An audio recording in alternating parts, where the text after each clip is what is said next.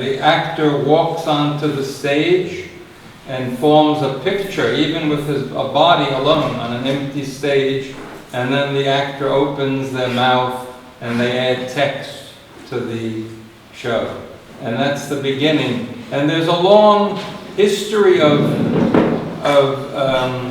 graphic artists trying to notate this ephemeral event. It's the most ephemeral of forms. I'm trying to avoid using the word art, but it's so you know, we all know these drawings of theatrical events from the ancient world, and the texts for some of these ancient play scripts were survived, and we know the plays of the ancient world as texts. The imagery survives only in some graphic representations.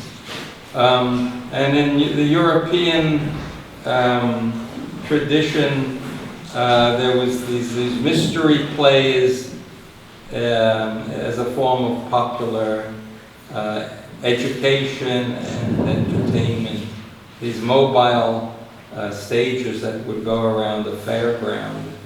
And then we come to the tradition of the public picture reciter. In German, the Bankelsänger, in the Cantostoria in Italy. Well, this is a painting of the Commedia dell'arte. And there are very few images of the contemporary Shakespearean stage. We have the scripts, but not many images. And in later years, people started to visualize these things graphically, scenes from the plays of Shakespeare, or the scenes from The Merchant of Venice. So there was some mnemonic device where you could recall the events of a play as an actual physical event, not just a text. And there is a worldwide tradition of picture recitation that began in ancient India and spread across North Africa and then to the east to Japan and China. And that's a painted image with a reciter, either a singer or a speaking the story of a represented in the image. And it is a play somewhere between painting and theater. It's and that's sort of back in the 70s. This is a European, I think a German picture reciter, and the woman in the front. This is the reciter. This is the two-panel story. The wife with the baby is selling prints of the story for 1 penny. This was not a big money-making industry. It was a step above begging. Begging with no performance. But I explained to my class that in the 80s on book tours, when I went around trying to talk about my books to an audience, I had to devise, I couldn't just read the comic strip, I had to devise a picture recitation. Image there, and I provided the text. And in an unplanned way, I kind of revived the idea of this ancient idea of picture recitation in the modern bookstore. So that would be a print for a story about Adam and Eve. And it's a very interesting history, and it's preserved in these drawings and paintings of picture reciters. So rather than go on with that, that history can be read about. If you're interested, I can tell you more about that. But let me read you some of my stories. This is from a series of strips that I do in a monthly architecture magazine in New York called Metropolis. It's the back page of every issue. The rest of the issue is a serious architecture and design magazine. And I'm probably the only writer who is not an architect, but I'm the victim of architects. I mean, I live in architecture, so I have a lot to say about it. And the first story is called Public Housing. On weekends, Joshua Zuftbol leaves his luxurious apartment, taxi, to partake of the romance and danger of 1950s public housing, the light, air, and sun. The utopian impulse to provide affordable housing for all, the minimum requirements for a dignified dwelling unit, resulted in low ceilings, small windows, near vandal-proof elevators, and Frankfurt-style kitchens of worn formica and stainless steel. I'll order some Thai food. It was a supposed breeding ground for a host of social pathologies. I feel like kicking someone's ass. To qualify for an apartment in the manumission houses, Joshua Zuftbol is obliged to hide his income and assets offshore. The cutoff is $48,500 a year. Through the wall, he hears a child suffer an asthma attack. He kills some cockroaches with his favorite architecture magazine. He hears the chatter of a police walkie-talkie in the hallway. 5'8" Hispanic male seen entering building 4. I wonder how Viola's doing. His friend Viola chose to spend the weekend at her parents' country house. It's air-conditioned and pollen-free. On Sunday evening, back at his primary residence, a disturbing thought crosses his mind. I may be depriving a low-income family of a place to live. Just then, Viola arrives for dinner. How was your weekend? Wonderful. Let me tell you all about it. Let's see. The next story is called The Amazing Lockmere.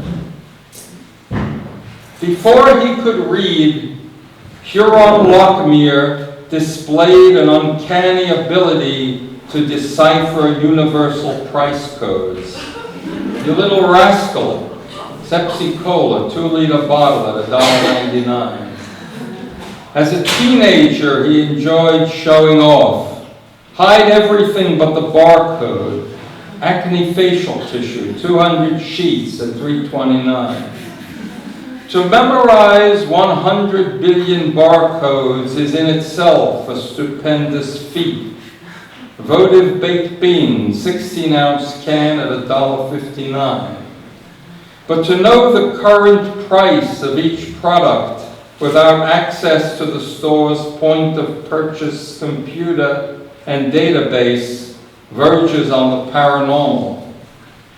News of the mental prodigy is posted online. 2 million viewers. Tail-light tuna, 5-ounce can at $2.19. An impresario convinces Huron to leave school and embark on a 23-city tour. Your son should not waste his best years imprisoned in a public high school. He soon booked for a 6-month engagement in Las Vegas. 2 shows tonight, 20 grand a week. He's coached in the performing arts. Give a little grunt and furrow your brow so it looks like you're struggling. The audiences are held spellbound by the show. Each product is hidden behind an opaque curtain. Only the barcode is visible. Da Vinci tomato paste, 6-ounce can at 99 cents. But after 5 months, the novelty wears thin. Who wants to watch a guy check out groceries? Tommy Filatino's singing in the Lacuna Lounge. Having dropped out of high school, Huron finds himself with few employment options. I hope to take my GEDs, that's in the fall. Out of desperation, he takes a job as a cashier in a local supermarket. Muddy Waters clam chowder, 10-ounce can, $1.79. The end.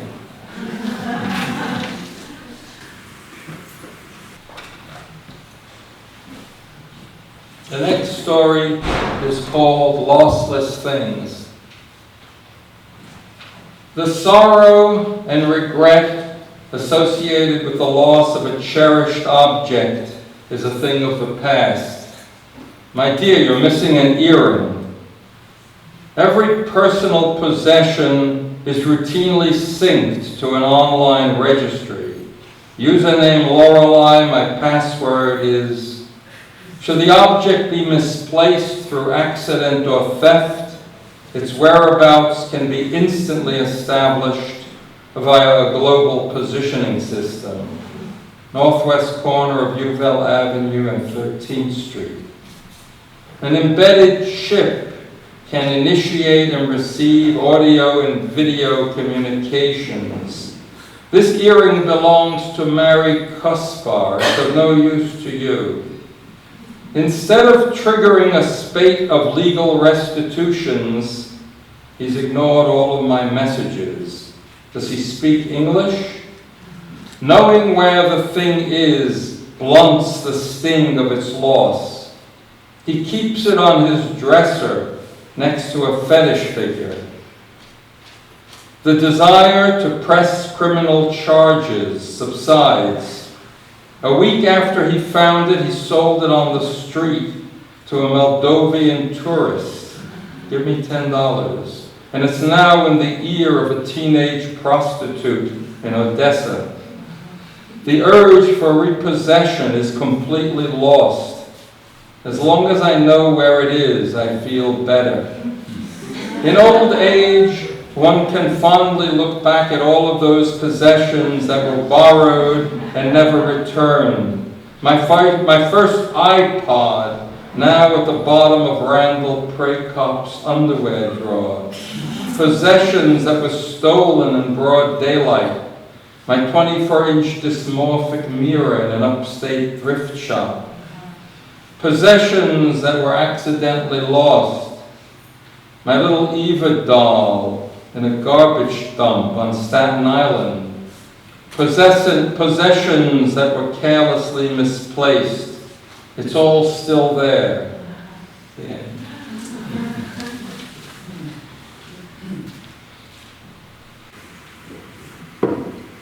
I know when I put things into on the rare occasions when I put work into shows or exhibitions, people ask for artist statements to explain what they wanted to do, and I always say it's the text is in the picture. You don't need an auxiliary text to understand comics.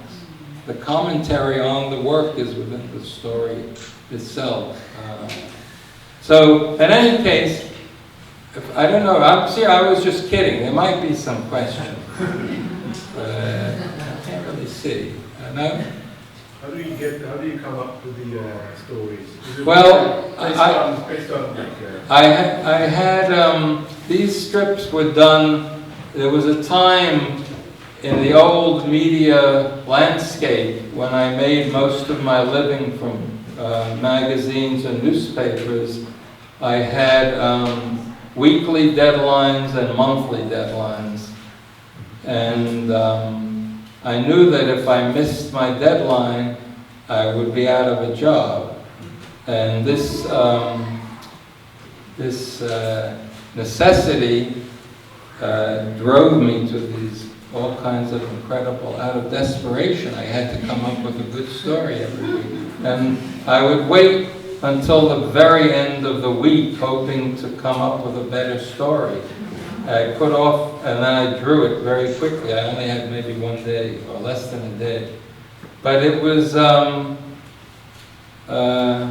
out of absolute necessity, the mind sort of comes up with these, combines things. And you know, if you've done it for 20 or 30 years, I think I've done it for more than that, you sort of finish in the first year all of the obvious stories you want to tell. And then in the next decade, you're sort of inventing new reasons to make up stories. And as you get to the bottom of the imaginative barrel, you try to make something out of almost nothing. I can make a story now out of anything, if I have to. If you don't have to, nobody makes up so many stories. It's completely...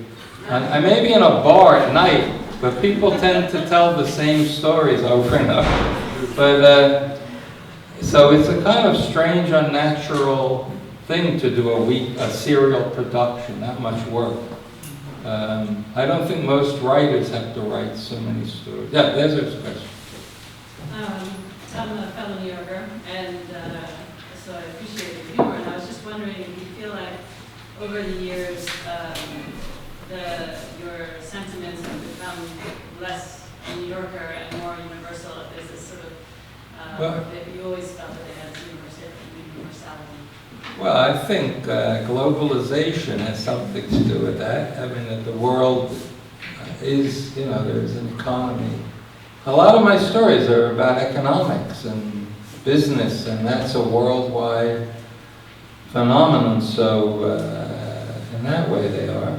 They're not, some I think are about New York. But New York keeps changing, so, and it's an immigrant city, so it's, so if it's, now it's more Asian and Latin American, so that changes the tone of the city. It was more German and Irish when I was a kid. So,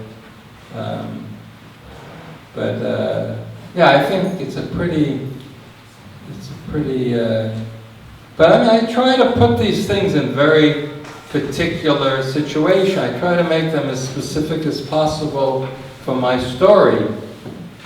But that might be an illusion of specificity, that there is such a thing anymore. I don't know, I like to believe there is. That this room, lecture room, is different. I've never been in a lecture room like this. So it's a unique place. I mean, so I think there's still some unique qualities to play. I try to talk about specific situations. But I don't know. That answers the question. Yeah. Are you thinking about creating a specific summer academy comic with your class? It's Wait. just an idea. Say what? Oh, a comic strip about this? Yes, about this summer academy. Yeah, no, I mean, I try to use fiction so I don't get sued or beaten up. And I don't do I've done very few reportages in incredibly dangerous form. And I tend to use fiction, so if I did it, it wouldn't be this summer. I would call it the Autumn Academy. I would change. So you might not think it's talking about you. You wouldn't be personally insulted.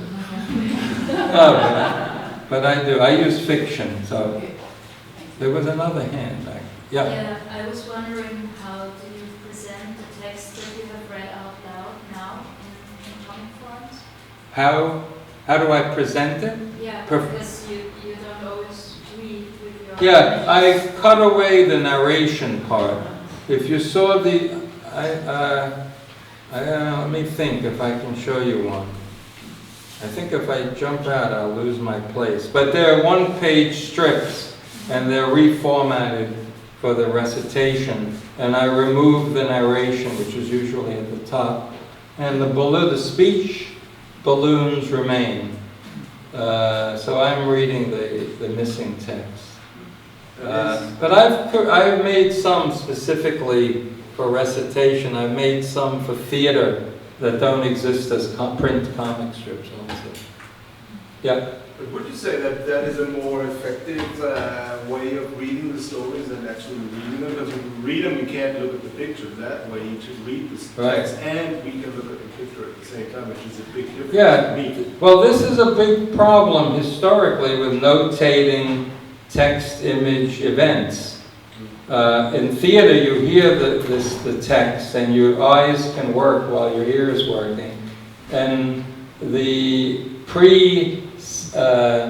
cinematic ways of recording theater were very primitive. You had to read the text and look at the picture. Read the text, look at the picture. It wasn't a simultaneous event. There was no, except this kind of recitation, which existed, you know, all through history. So it's a kind of, you know, within those limitations, those graphic and the graphic limitations to this form. I mean, I could be making animated films, but I like that the pictures don't move so fast, that they stay still. So it's a different sensibility in that way. But you're right, yeah, it's maybe it works the best like this. It's a bit, for me, it's a bit easier to get text and image together. Yeah. And then if you read the text, then it's usually you can't. Yeah. Well, the only advantage of a page is that you can design some kind of schematic diagram on a page so that you can look at the first moment in the story and the last moment at a glance. And it's a kind of a diagram of the event. And this way you don't have a sense. This is more like it disappears as I read it. So it's a very different feeling. But I think if I had all of the, if it were up to me and money were no object, I would probably just do theater. I wouldn't do print at all. And maybe not even drawing. I would just use actors. But it's too complicated to work with, so many people. I do it, but it's complicated. Yeah? Have you ever done an audio graphic novel? Yes, they're online. I did them on NPR. I did a series for a couple of, I forget, 13 weeks or something. And you can see them online. They're called the Julius Knipple radio cartoons. And they had all these great actors from New York doing but no image, pure sound. Was your voice? What? Was your voice there too? I did the narration, yeah. Oh, okay, cool. You can stop me if you have any questions. Oh, that's How you work? Do you write first Yeah, and then you draw and... right. I start with writing because it's physically easier. I can write in bed or in the subway. And then, and it's easier for me to juggle words than to change the drawing. So I write a complete script, and then I begin to draw it, and then I alter the text as I draw it. It's usually out of text to image. But I mean, I see it, I sort of have an idea at least of how I might visualize it as I write it. And so I can't say I'm not thinking of a picture as I write, but I'm not making the picture. So it's very different than a prose writer who never has to make the picture. They just write and they end with a piece of text. So. I have another question. What is it? I have a question. Oh, sure, yeah. Have you ever thought about using a different type of image, like photograph or collage or something? And also, what do you think about things like the new opera house that has you have screens in front of your seats, and then you can read the opera at the same time. You experience the opera looking at the screen, but also looking at the real opera in the back. So you have all this like overlapping between text and reading and listening. Well, in America we're used to subtitles. I can read pretty quickly and watch a movie with subtitles, so I'm used to that. Yeah. I know some countries that just don't do it. They only do voiceover. And I hate the idea that I can't hear the voice of the actor. I hear somebody else. But, what I use for... I'm interested in this graphic, hand-to-mind graphic expression, so photograph doesn't allow for that for me, you know. And but when I, you know, if I do theater, I use projections of my drawings with live people. But I could probably deal with it in theater maybe, but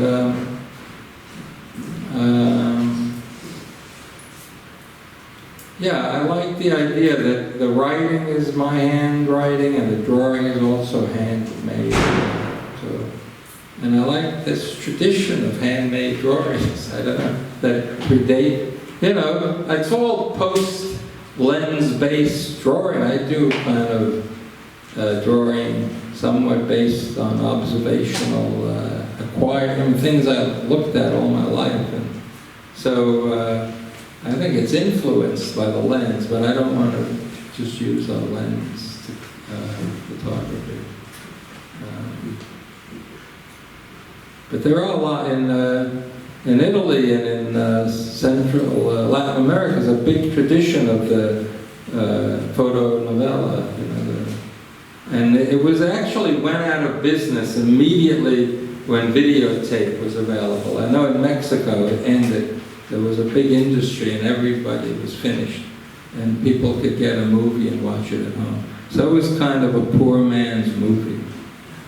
So this is somebody who can't even afford a camera, very poor man's movie. Any other questions or suggestions? It doesn't have to be a question. It could also be some advice or a suggestion or a statement.